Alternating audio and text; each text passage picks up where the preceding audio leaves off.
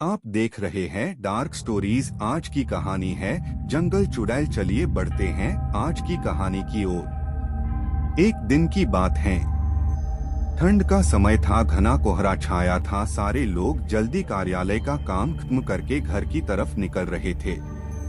नाना जी उस समय के बड़े अधिकारियों में से एक थे। वे उस समय के उच्च वर्ग के लोगों में एक अमीन का काम करते थे। रोज की तरह ही उस दिन काम खत्म होने के बाद घर के लिए अपनी गाड़ी से रवाना होने लगे। रास्ते में उन्हें हाट से कुछ सामान भी लेना था, तो वे और साथियों से अलग हो गए। उन्होंने घर की कुछ जरूरत के सामान लिए और गाड़ी आगे बढ़ा दी। आगे जाने पर उन्हें कुछ मछली बाजार दिखा और वे मछली खरीदने के लिए रुक गए। ताजी मछलियां लेने और देखने में टाइम ज्यादा ही गुजर गया। उनकी जब अपनी घड़ी पर नजर गई तो उन्हें आभास हुआ कि आज तो घर जाने में बहुत देर हो जाएगी और ये सब लेकर घर पहुंचने में काफी समय लग जाएगा। फिर यही सब सोचकर उन्होंने सोचा कि क्यों ना जंगल के रास्ते से निकला जाए तो जल्दी पहुंच जाऊंगा। तो उन्होंने अपना रास्ता बदला और जंगल की तरफ अपनी गाड़ी को घुमा लिया। समय 11 बज चुका था। गाड़ी तेज रफ्तार से आगे बढ़ रहा था, तभी अचानक तेज ब्रेक के साथ गाड़ी को रोकना पड़ा। उनकी गाड़ी के आगे एक औरत जोर से रो रही थी।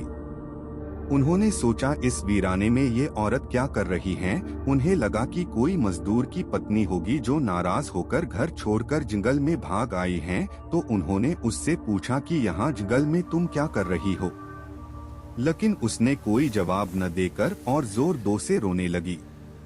सारे जंगल में उसकी हुंहुसी सिसकियां गूंज रही थी।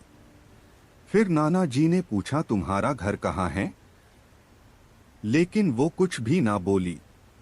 तब नाना जी ने कहा कि आज चलो मेरे घर में रहना, सुबह अपने घर चली जाना। ये जंगल बहुत सारे जंगली जानवर से भरा है, रात भर यहाँ मत रुको। चलो आज मेरे घर में सबके लिए खाना बना देना और कल सुबह अपने घर चली जाना।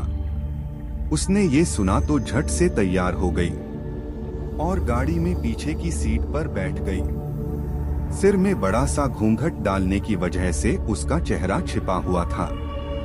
कुछ ही देर में गाड़ी घर के दरवाजे पे थी। घर के लोग कब से उनकी राह देख रहे थे।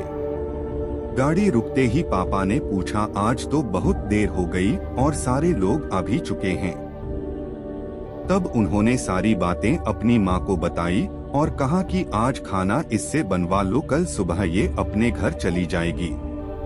इतनी रात को बेचारी जंगल में कहाँ भटकती, इसलिए मैं ले आया।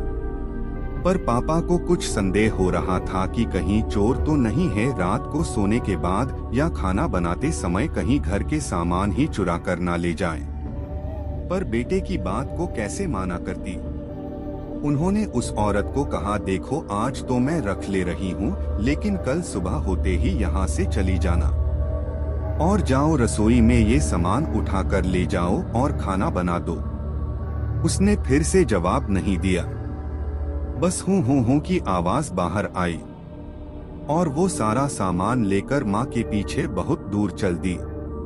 रसोई में सारा सामान रखवाकर माताजी ने उसे खाना जल्दी बनाने की सख्त हिदायत दी और वहां से चली गई। लेकिन उनका मन कुछ परेशान सा था। फिर 10 मिनट में रसोड़े में उसे देखने चली गई कि वो क्या कर रही है और उसका चेहरा भी देखना चाहती थी। लेकिन तो दोस्तों आगे क्या हुआ देखना ना भूले कल रात 8 बजे।